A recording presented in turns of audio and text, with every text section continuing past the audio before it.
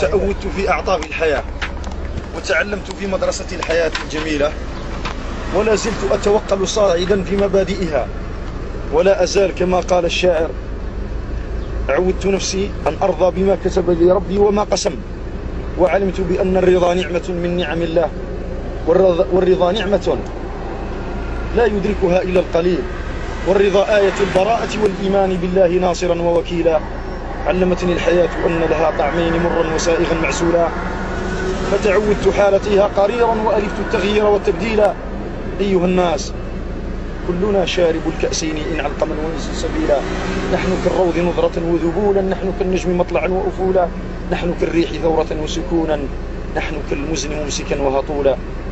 قال أحدهم قال صحبي نراك تشكو جروحا، أين لحن الرضا رخيما جميلا؟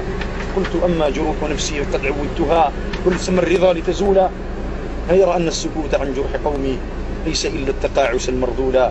لست أرضى لأمة أنبتتني خلقا شائها وقدرا ضئيلا، لست أرضى تحاسدا أو شقاقا، لست أرضى تخاذلا أو خمولا، أنا أبغي لها الكرامة والمجد وسيفا على العدا مسلولا. علمتني الحياة أني إن عشت لنفسي أعيش حقيرا هزيلا، علمتني الحياة أن حياتي إنما كانت امتحانا طويلا، وعلمتني الحياة أني مهما تعلمت أو ما أتعلم فلا أزال جهولا.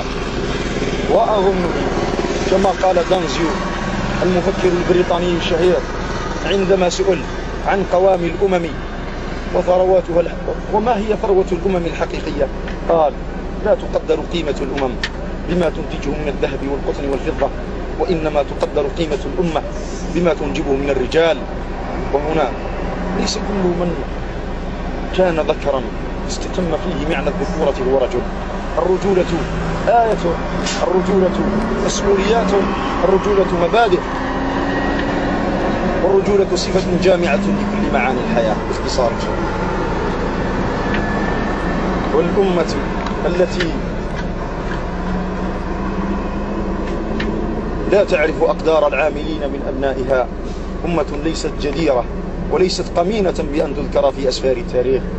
ثم قال بأن الحياة الأمة التي لا تصنع الحياة يصنع لها الموت، والأمة التي لا تبني المدارس تبنى لها السجون، والأمة التي لا تكرم شبابها بالتثقيف والعلم أمة مضيعة رأس مالها، والأمة التي لا تتخذ الأخلاق ملاكها أمة تتعجل هلاكها، والأمة التي تتخذ الخلاف مركبا يغرقها في اللجة في لجة الفتنة، والأمة التي لا تلد لغيرها أمة تلد العبيد، الأمة تلد الأحرار الأخيار الصناديد.